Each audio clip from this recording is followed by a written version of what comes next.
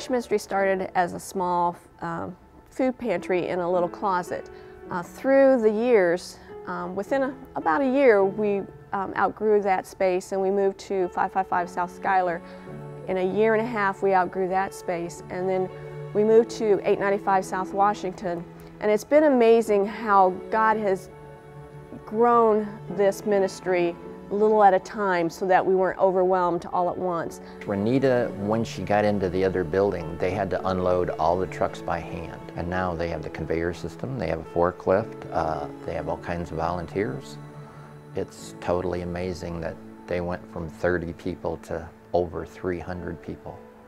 There's a need, a big need in the area for the center to help people.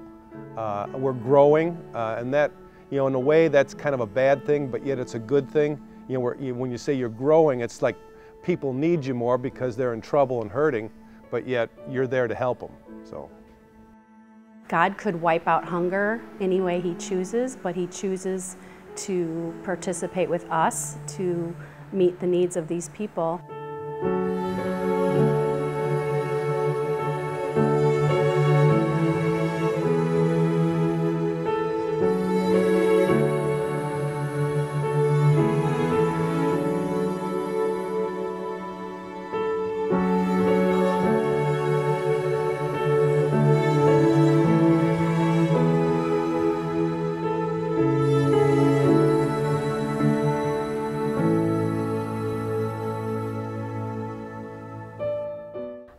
There's a saying that I think about a lot: when you depend on man, you get what man can do. When you depend on God, you get what God can do.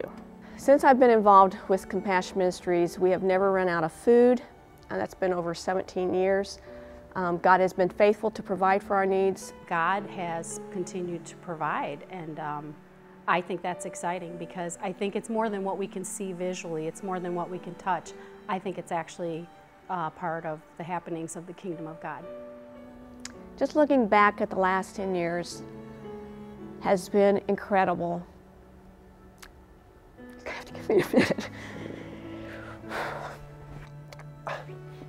it's shown me how blessed I've been, and that I want to repay that back to other people who are in need. I have grown so much closer to God than I ever thought was possible. I've learned a lot.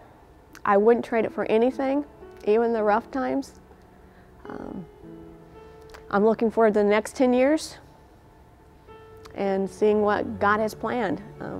He far outdoes anything that I can imagine.